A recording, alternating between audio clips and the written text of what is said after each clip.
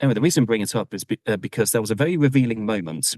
I'm getting much more frustrated about the fact that that was this nice person's response, because it paints a very clear impression of what the general public thinks of, well, not just representation of neurodivergence in fiction, but whether or not we are supposed to be the people who stand out. I like kindness and I like kind people, but we need to stop seeing accommodation as kind. We need to stop seeing representation as kind. We just need to see it as normal, the way you're supposed to do things.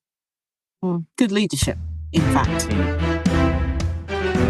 I create clear thinking and decisive leaders who can amplify their influence. Contact me to find out how I can help you or your organisation. And today our guest is Chris Bonnello. How are you doing, Chris?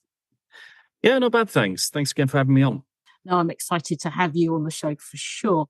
But before we really get into that, Chris, tell me, what is your favourite memory? Favourite memory overall of literally anything that's ever happened, or? Yeah, or you could relate it to your work, whichever comes to mind. Right. That's a very vague question. I should have known way better than that. It's a challenge. And oddly enough, there was one that, you know how when people ask, what's your favourite book? And you immediately forget every book you've ever read, but there is a safe default answer that your mind just goes to. I've got one of those. Complete by accident, didn't plan it, but I just have one of those for memories. And I know that I've got different titles for the best day of my life, the best week of my life, the best month of my life, and so on.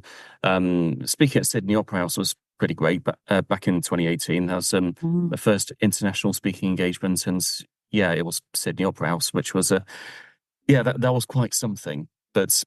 And that was the best week of my life. I've got loads of friends in Sydney and ended up meeting up with them as well. But I think my favourite memory ever of all time was this moment when I was 17.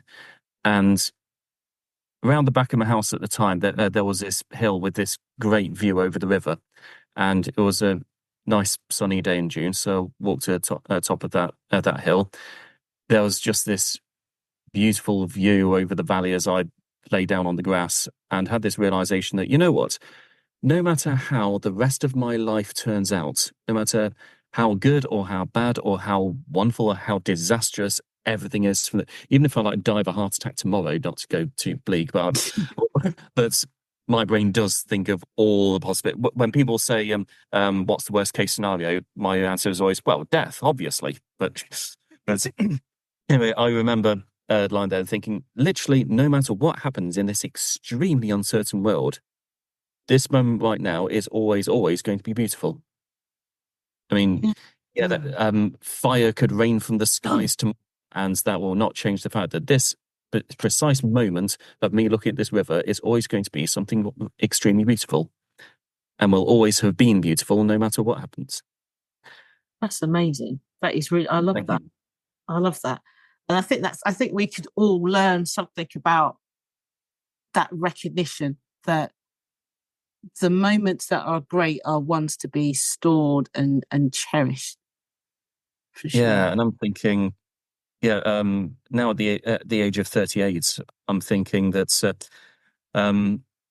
on my deathbed, this is like twice I've referenced death in the opening couple of minutes of a podcast. So I don't normally do this, I promise. But I'm now thinking that on my deathbed, years and years in the future, when I look back at all the best times of my life, I mean, Sydney Opera House is going to be there, India Autism Centre is going to be there, and publishing lots of books is going to be there. But I think I can say with quite some confidence that some of the main, most immediate memories that will come to my head will be things like spending time with partner and stepkids, growing up with mum and dad, lying on the sofa watching the godchildren playing Minecraft and things like that. Really kind of uneventful stuff that meant everything. Oh, I do like that. So, Chris, tell us more about you, maybe your work or what you're passionate about.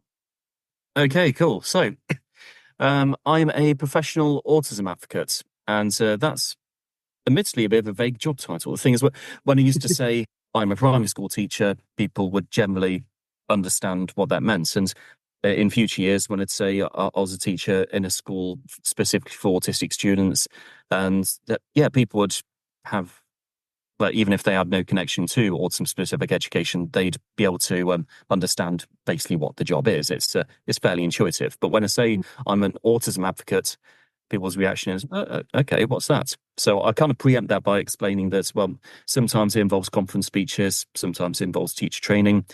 A lot of the time it involves mentoring, not exclusively young autistic people, sometimes it's adults as well. But yeah, the majority of my clients tend to be autistic young people who are outside the education system because, well, the education system wasn't built for with people like us in mind.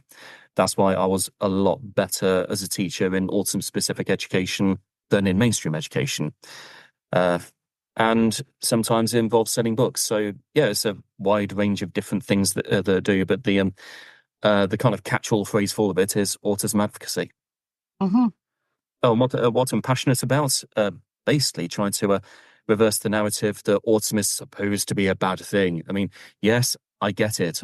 Autism does very often come with struggles. I've got an autistic stepdaughter, learning difficulties, and goes to a special school. And frankly, she is awesome and she deserves the same dignity and the same respect and the same appreciation as everyone else deserves.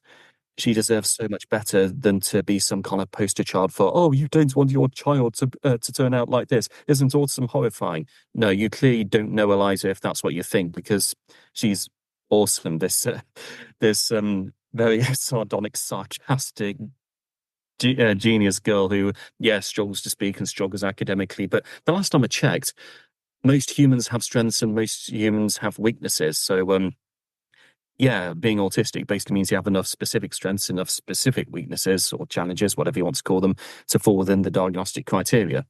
And yeah, I think I'm already kind of veering off track, but you did ask what I'm passionate about, and this is what I'm answering.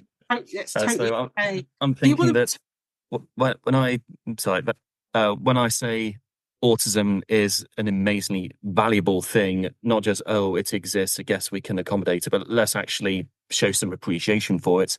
A lot of people's stock answer is, oh, well, you're speaking from a position of privilege because you have high functioning autism. And oh, yeah, I'm very high functioning, except when I'm not. But we can talk about that more later on. But the thing that kind of disgusts me is when they say, yes, but what about those people who actually really struggle with their autism? Well, first off, thank you for the assumption. And secondly, oh, you mean like my stepdaughter? Yes, I actually know her a little bit better than you do, and I know her needs a little bit better. And also, yes, I do feel a little bit disgusted when I say we should appreciate autistic people, and the response is, yes, but what about those with severe complex learning disabilities? I mean, Yeah, it's a bit. why did you say that? Why are you making the assumption that they are unworthy of appreciation? That says a lot more about you than it does about them. Yes. It's like it's I don't know, it's a bit like neurotypical individuals default to those who aren't neurotypical requires some sort of special dispensation to exist. Whether that diversity is ADHD or autism, or it's very similar the argument that you're saying to Down syndrome, when people used to say that before. You know, it's almost like a laziness. I mean, I've been following you for years, and I'm a bit of a fan, to be fair, with that Autism Not Weird. And I think just seeing that as the title was made me go, oh, I need to read this. Tell us a little bit about that before we move on to our main topic. Okay, so Autistic Not Weird is a platform that I started in 2015 after I'd left teaching forever for the first time back then. I hadn't yet left teaching forever for the second time. That happened a few years later. But after I'd left mainstream teaching forever, as it turned out, so kind of sleepwalked into special education after that. Well, I say sleepwalked, it was a series of conscious decisions, but it felt gradual enough, like one contact led to another contact. But in that kind of that space in between, I really missed that element of building people up. I mean, I'm not going to say that I missed the teaching profession. I missed the people. I did not miss the profession. But what I missed most was the opportunity to have a positive impact in the lives of young people. So I launched this website. At the time, it was only going to be a website, autisticnotweird.com, which had a bunch of articles, some of whom were written for parents, some of which were written for parents of autistic children, some of which were written for autistic adults. And I also had a Facebook page, which was originally supposed to be kind of a gateway through which people found the site. And the interesting thing about advocacy is that what you start off aiming to do often ends up not quite being where it's going. It ends up meandering in various different directions. And you got to be open to the notion that what you originally intend won't necessarily be what comes out. It's just a matter of listening to yourself and listening to the needs of the community. So anyway, I write articles far less often than you used to, and the Facebook page, which was supposed to be that gateway, now has 176,000 followers.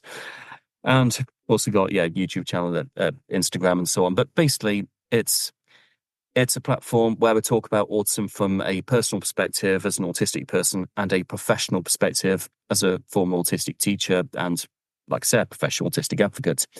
But I find that one of the most important things, especially about the Facebook page, is the sense of community. The fact that I am not the only autistic person in the room, and some of the best threads that go on there are simply me asking, "What is your opinion about this?" or "What is your strategy for this?" or "What is your favourite this?" and then just listening to lots and lots of either autistic people or parents of autistic children, just sharing their perspectives. Yeah. What I like about it is that it provides an alternative narrative, so that people don't see autism as a negative thing, which is a bit strange when you think about all the inventions and stuff and changes made by autistic people. Yeah. And I personally think actually that autism is like the next evolution of man, and I just think it's not figured it out perfectly yet, but that's the way we're going. But that leads me to, go on. Oh, sorry. I was about to say, I got some kind of conflicting opinions on that. On the one hand, I think autism is a part of the evolutionary process. Yes, although when people talk about it in a way that implies that one day we'll all be autistic because that's the way that. That's not what I meant. I didn't think it was, but I've heard some people say that. So I'm thinking, well, no, it's. I don't think so at all. I think neurodiversity in general has sprouted because it's better for humanity. Autism, dyslexia, ADHD, and so on. The thing that got us in contact about doing this podcast together was my kind of catchphrase when I'm doing speaking events: human progress relies on diversity of thought. So neurodiversity being a part of human evolution, yeah, I think so. Our species is certainly so much better off because of it. And I wouldn't just isolate that to autism, though. I'd say that some wider human neurodiversity, which I think is based on what you were saying. Yeah, exactly. And right where I was going really in terms of the segue moving forward, because I saw on LinkedIn that phrase that you put, human progress relies on diversity of thought. And I was like, exactly, you need to come and talk to us about that. So let's unpick that. One, explain what diversity of thought is, because I know that some people don't understand what that is. And two, explain why you believe it's part of human progress. Okay, then. So diversity of thought is the ability to look at problems from lots of different angles and see things from lots of different perspectives. The analogy that I use when talking to children, and the thing that's really kind of made me take off a bit on LinkedIn, was when I shared this explanation I gave to a child who saw at a Rubik's Cube competition. And this is an autistic child who didn't think particularly highly of, well, not just his autism, but autism in general. So I know that in those positions, pretty much the worst thing you can do is, with the best intentions, say, "Oh, don't worry. Here's a list of reasons for why you're wrong." I mean, the children out there with negative self-perceptions just aren't going to respond positively to that. So I went from a different angle and I said, I'm going to pretend his name was James. James, do you know why autism exists? Because suddenly that got him curious. And he went, no, why? So sat down, and then I said what I actually say is that involve like corporations as well. It's a child-friendly explanation.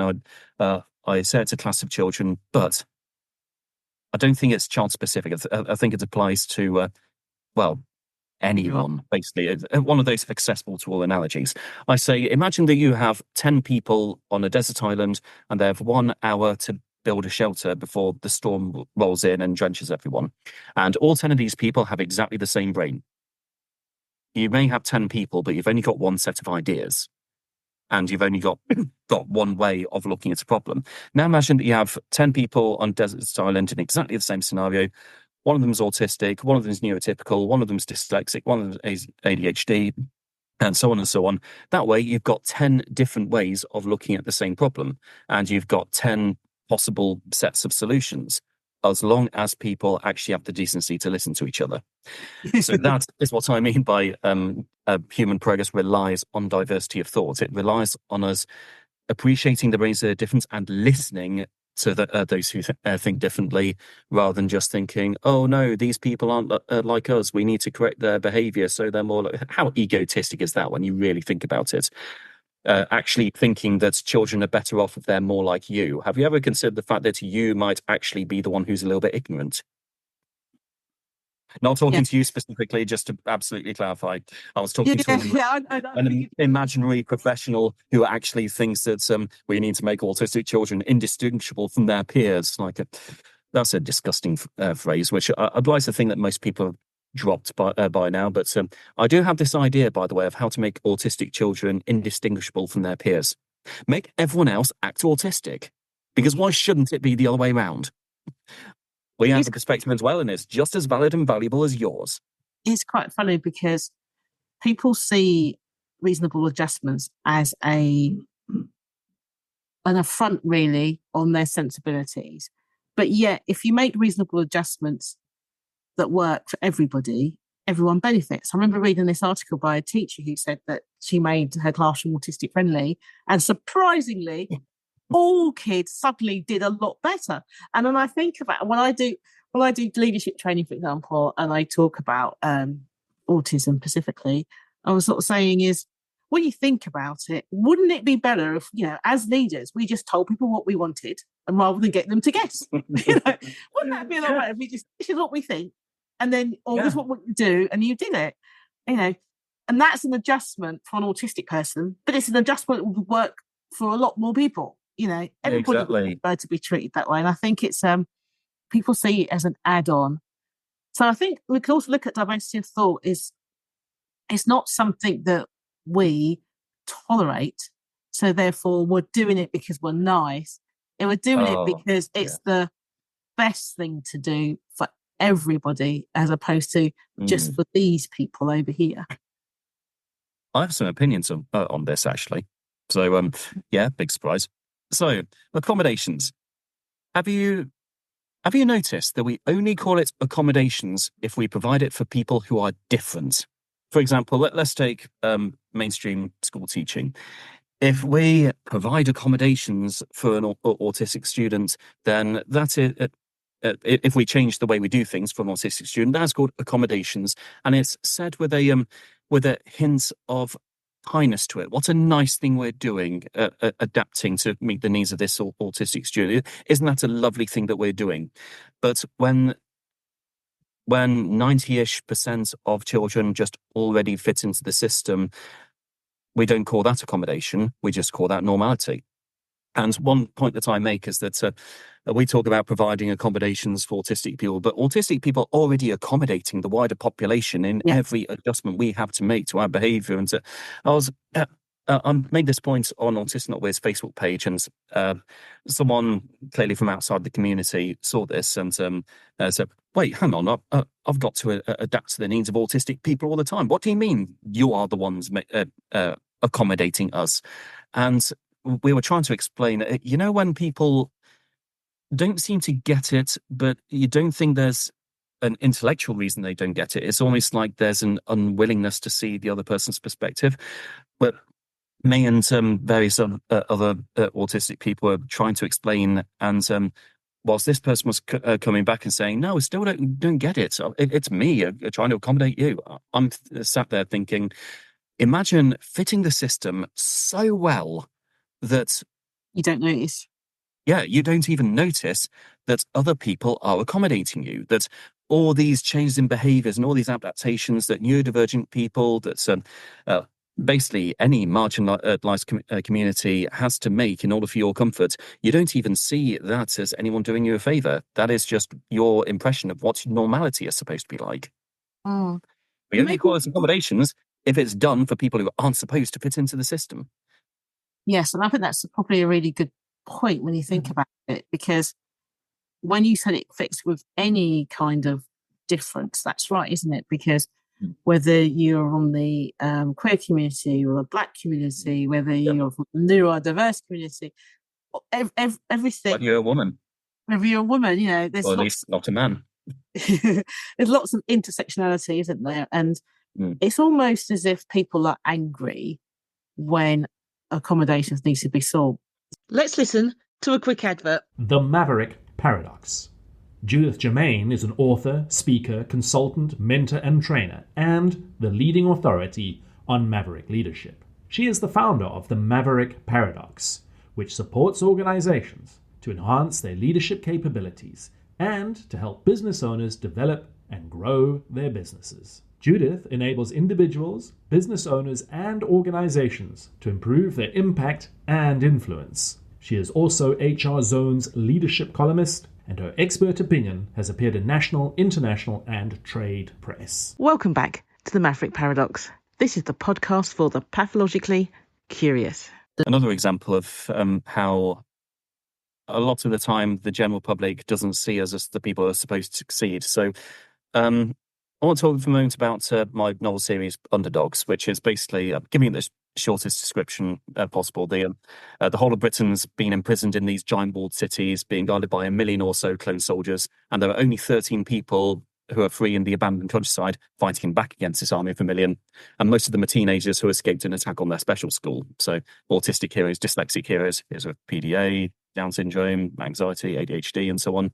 And they're the ones fighting to free the wider population, and it's 4 books long. The last one just came out less than a month ago. But anyway, the reason I bring it up is because there was a very revealing moment during one of the only times I've ever had a bookstall at an event that had nothing to do with autism. So the people who approached the stall may or may not have had some personal link to neurodivergence.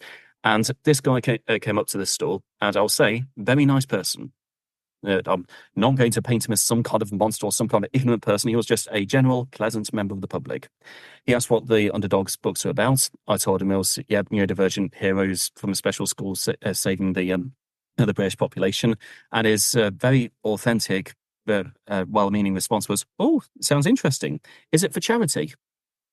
Oh. And yeah, I had to tell him, well, no, I'm an author by trade. This is part of how I make my money. And but he went, oh, okay. And so, but as the weeks went on, it's been more than a year since this happened. But I'm with nothing personal against this very nice person. I'm getting much more frustrated about the fact that was this nice person's response, because it paints a very clear impression of what the general public thinks of, well, not just representation of neurodivergence in fiction, but whether or not we are supposed to be the people who stand out. I'm pretty sure in the minds of this person and plenty of other people with no link to neurodivergence, why would you write about heroes from a special school unless there's some kind of philanthropic or charitable purpose behind it?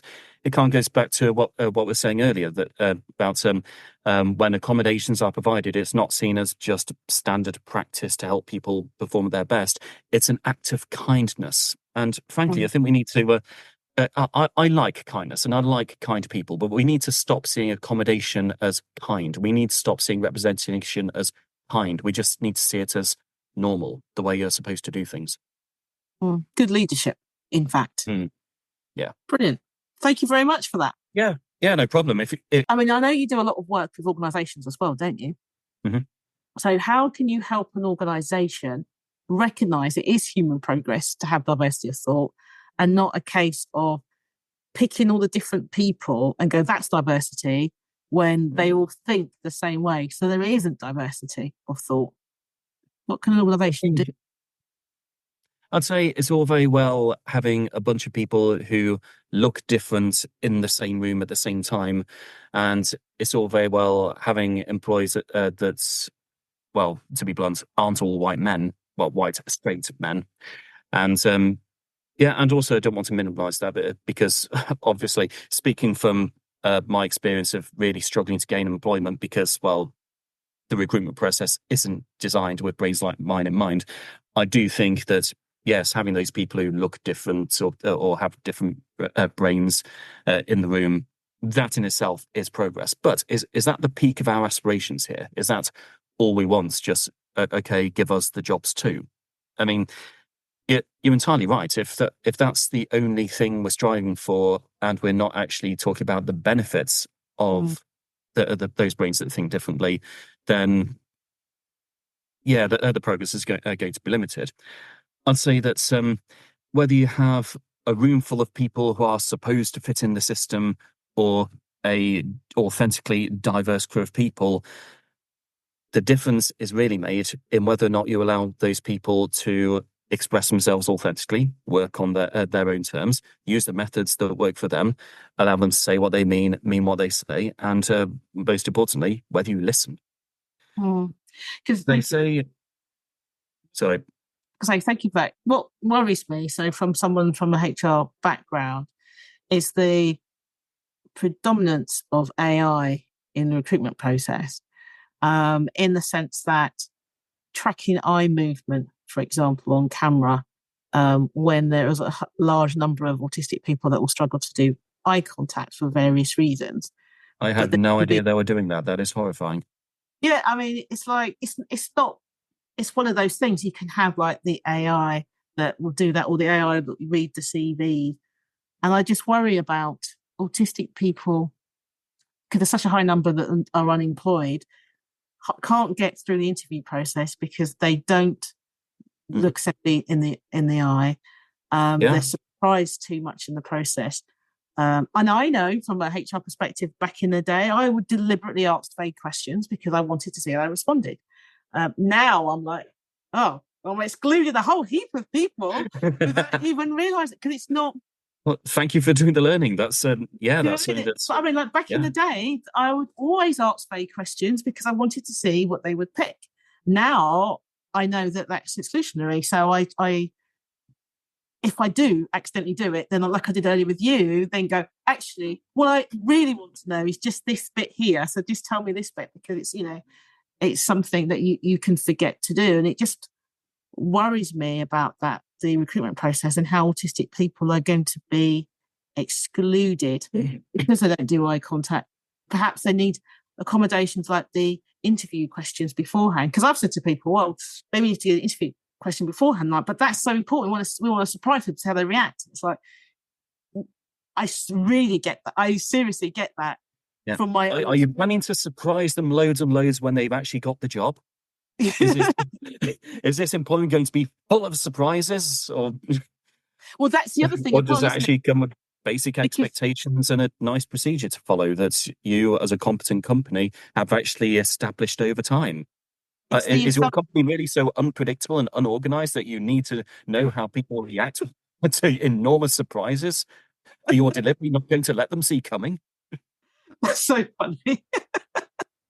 It's true though. Like, I think if you're going to train how to delegate, you say to people, you need to make sure they understand what it is that you plan to do, get them to talk back to you, and so you understand. So if you were going to follow those principles, which are best practice principles anyway, then an autistic person generally will be fine. It's only when you just say, here's the thing, and they'll struggle. But they're not the only people struggling. Neurotypical people will also struggle with your poor leadership as well. And I think maybe the problem we have is that we have Rain Man on one side and the good doctor on the other.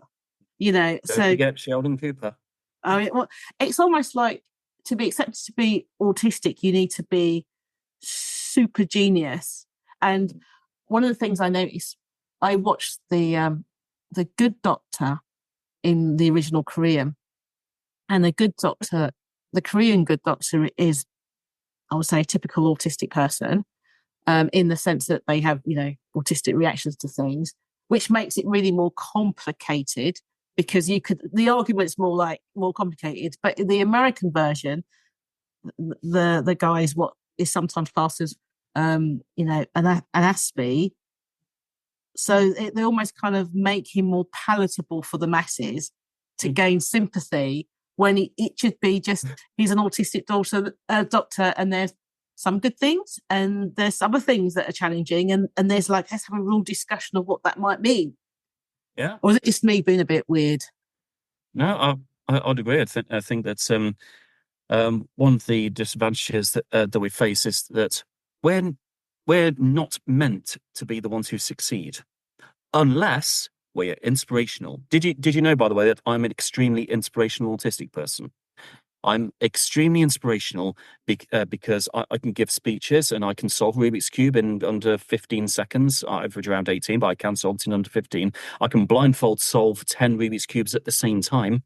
And I've got 3 university degrees. I'm such an inspiration, and I'm told that I'm funny as well. And I write books. I'm such an inspiration. But I'm not that different now to how I was about, let's say, 10, nearly 15 years ago, when I was unemployed and struggling. Back then, I wasn't an inspirational autistic person. Nobody really listened to me. No one really gave a crap about what I had to say, to be honest. It was more like, oh, poor Chris, he's got so much potential. It's such a shame to see him. But I was trapped in a bit of context. My CV will tell you that I was a primary school teacher, and yes, I was. But my CV won't tell you that I got my first job on the 13th interview.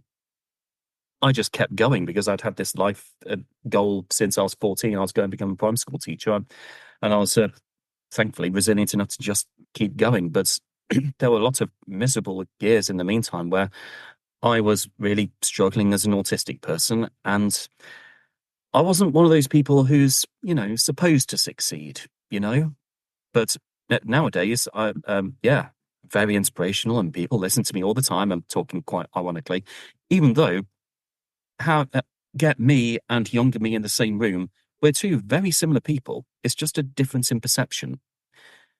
And so what changed? How did that change happen? Did you do anything different, or did the world change around you? What happened? It was largely okay. It was a bit of a blend of both. It was first off, finding a place where I could play to my strengths, because and the other side of it was changing my perception of myself. As in, I used to see myself, my weaknesses, and nowadays I see myself and my strengths. And the plot twist being that my strengths and weaknesses now are pretty much the same as they used to be back in my worst days, except I can solve Rubik's Cubes now. But over the last 10, 15 years, I've worked on the things I've struggled with. I've got better at the things that I was good at anyway. But generally speaking, my strengths and weaknesses profile is the same. My perception is what changed. I used to define myself by my weaknesses. I'm the person who is supposed to be bad at this, and so on and so on. Nowadays, I have a healthy outlook on what my weaknesses are and how to address them, but I define myself by my strengths. And that links in quite nicely with how things changed around in real life at the time that I started moving away from the places where I felt that my weaknesses were the most influential parts, and started hanging around in the places and getting jobs in the places where my strengths were things that mattered, and people actually appreciated my autistic personality and my autistic outlook and so on. So it was kind of a blend of the 2, each of which was influencing the other. So that's how I turned from a struggling autistic person with some valuable insights to someone with pretty much the same valuable insights, except people listen to them now. We don't tend to struggle. We don't tend to listen to those who are struggling because, well, we're not supposed to, are we? We're supposed to talk to the people who have already succeeded. Sorry, you were saying? Yeah, that reminds me. I think I'd done a talk or training or something. So I was on the train coming back, and there was this young man in front of me, and he had CVs and everything in front of him, and he was just talking to himself, basically. And I was noticing that a lot of people were going to sit down and then walking past because it wasn't loud, but he was obviously talking to himself. Anyway, I sat down and then I was reading and I looked up and he caught my eye and then he just said, I'm looking for a job. I was like, okay. And obviously I got background, I head of HR and everything. And I said, what? And then he just said, look, I'm autistic and I've just lost my job and I don't know how to get another job. And it was an interesting conversation because I literally just said, show me your CV and did all that. And it was that whole esteem issue. Because I was like, oh, so I was asking questions. I go, oh, so you're good at this and you're good at that. And your last job you held for this amount of time, that's really good. And and it was just that seeing it from different view and goes, okay, don't say it like this, let's say it like that. And I think that, and it was so interesting because he was, again, showing the other side that I think HR doesn't notice is what does it take to get a job in the first place? And this guy had done, he was traveling all around the country with CVs in his hand. He was doing everything he could to get the next job, probably in a way that most neurotypical people probably don't go as hard. He was doing the internet, he was going into places, he was doing everything he can. And I think it's something we miss because we have that assumption, like I say, back in the day, you're either your Rain Man or you're Sheldon or you're somebody that is really struggling. And I think organisations panic a bit. Oh, now you've declared that you're autistic, maybe you're going to have some weird fit or moment and I don't know how to deal with it. What can you do to make organisations feel better? Yeah, I think a large of it is society-wide. It's all very well people like me coming into companies and changing perceptions of what your colleagues and what your employees are like. But the biggest part of it is a lot more complex. It's changing the direction of society in general. And society has moved substantially, even in the time I've been advocating. But let's think of like the year 2002, which wasn't that long ago, was it? Surely, but okay, it was 21 years in. It doesn't feel like it was, but still, we don't think of it as the distant past. But when you look at some of the things that are being written about autism and about autistic people in 2002, it does make you think, well, we've come a long way in 21 years. And a big part of that has been changing society's outlook on things. And this goes back to what I was saying earlier about how, yes, you're either one of those really successful, inspirational autistic people who is supposed to be listened to, or you're one of those struggling people who isn't supposed to succeed. And if you do it, well done. It's despite your autism, you succeeded. Even though, okay, well, leaving aside the fact that I can't solve 10 Rubik's Cubes blindfolded despite my autism, I can solve 10 Rubik's Cubes blindfolded in a row because of my autism. But yeah, the amount of obstacles that get put in the way that, like, recruiters who look at an autistic person subconsciously or otherwise, see all their negatives and then don't give them the job, and then say, oh, isn't it a shame that their autism is stopping them from getting a job? When you could have just given them the job. That was entirely within your power. So do you think autistic people should lie about their autism when they're going for a job? Because people do wonder whether they should. I don't think it's about lying. My general answer to this is being selective about when you disclose your information. I mean, lying would be, I'm not autistic, don't worry. Choosing whether to disclose something, well, frankly, it's me being autistic. It's nobody's business except for mine and those whom I tell. It is my choice to have come out in public and to basically tell everyone that I'm autistic. When I was in my mid-20s, for example, the only people who knew were me and the people who I chose to tell, and various people who had worked it out but not told me. But in terms of applying for jobs, I say let's be very strategic about it. A lot of the time, I get parents of autistic 18-year-olds messaging me saying, my adult child is applying for their first jobs. Should I call their employer and tell them they're autistic? My answer is usually, okay, why? And they say, I don't know, just so they know. That's protective parents. Yeah, exactly. But my strategic thought is, does this make them more likely to get the job or less likely to get the job? So let's say that you're writing a CV and the question goes, should I write that I'm autistic on my CV? I mean, well, that depends. Are you writing about your autistic strengths? Is your autism relevant to the job? If yes, then sure, do it. If you're applying for a job in an autism-specific charity, then yes, do it. If you're applying for a job that's got nothing to do with autism, then yeah, you could still do it if you're talking about your actual strengths. But if it's a case of well, I better tell them now in case they see my weaknesses later. The thing is, non-autistic people don't have to put their weaknesses on their CV, so why the hell should you? So yeah, the purpose of a CV is to get you to the job interview. That is it. Either disclose your autism or do not disclose your autism, depending on which one is more likely to get you to that interview. And at the interview, should you tell them then? Well, again, that's up to you, personal choice, but also strategic choice. Does it make you more likely or less likely to get the job? The one time I've disclosed my autism in an interview, so this was after I'd left mainstream teaching and before I'd gone into special education. I was applying for a filing job. So bear in mind, I was a qualified primary school teacher with a mathematics degree. And so far, I'd failed 3 interviews for doing the filing somewhere.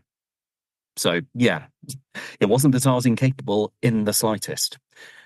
And in this 4th one, they asked, I did a really good job at the reading and writing and Microsoft Excel tests, and even spotted a little mistake in the questions that they're asking. And oh, okay. Is this a trap? I'm going to follow the instructions as they'll put, but I'm going to circle it and point out that just in case this was a test, I did see it. It turns out, no, it was a test. They had just put an error in, and I was the only one who saw it. But anyway, once the questions and answers thing started, that's where it all fell apart, obviously, because we placed far too much emphasis on people talking about how good they are at the job rather than actually doing the job. And they asked their first question, and it was a 2-parter. Okay, fair enough, it happens. But the 2 parts were totally unrelated to each other. So I gave a very fluent answer to the first half, and then I thought, okay, you know what? If I carry on this interview the same way as I did the other 3, I've already failed. So just for the sake of experimenting, because I'd launched Autistic Not Weird about 5 days earlier, I've already told the internet I'm autistic. Just to see what happens, I'm going to tell them I'm autistic. I'll probably go fail this interview anyway, but just to have a bit of a trial run as to see how it plays out. So in the middle of this silence, I said, okay, I'm going to do something I've not done before, which immediately grabbed their attention. Then I said, right, so the diagnosis was Asperger's syndrome, and back then it was a term that we used. It's not one that I use anymore, but I have Asperger's syndrome, which means I have the perfect kind of brain for this job, but I'm really organized, I'm really loyal, this, that, and the other, but I do have a bit of a speech delay. Yeah, but no, professional speaker, but officially I do have speech delay as well. I've got the perfect kind of brain for this job, but I do struggle with answering interview questions. So if my answers to this interview aren't great, please don't see that as a reflection of how I would actually perform if you give me the actual job. Finish that sentence thinking, bloody hell, I did a really good job with that sentence. And then, it turns out they admired my honesty and they gave me the job. Now, it helped that it was an NHS mental health clinic. I wonder if that had some level of influence. But I think the thing that had the biggest influence was the fact that I talked about my autistic strengths. Yes. I could have said, by the way, I'm autistic, which means I struggle with this, I can't do this, I struggle with this, but I'd be a good employee, really. And then they want to turn me down for being autistic because that's illegal. But I am worldly wise enough to know that they would have found some other convenient reason why, with apologies, you do not meet the person's specification on this occasion.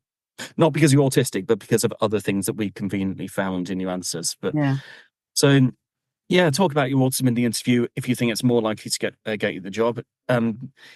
I wouldn't necessarily encourage hiding it, simply because the worst thing that can happen, if you pretend to be non-autistic and you're being interviewed by a discriminatory employer who actually would refuse an autistic person employment, the worst thing that can happen is that you successfully pretend to be non-autistic, you get the job, and then you have to work for these people.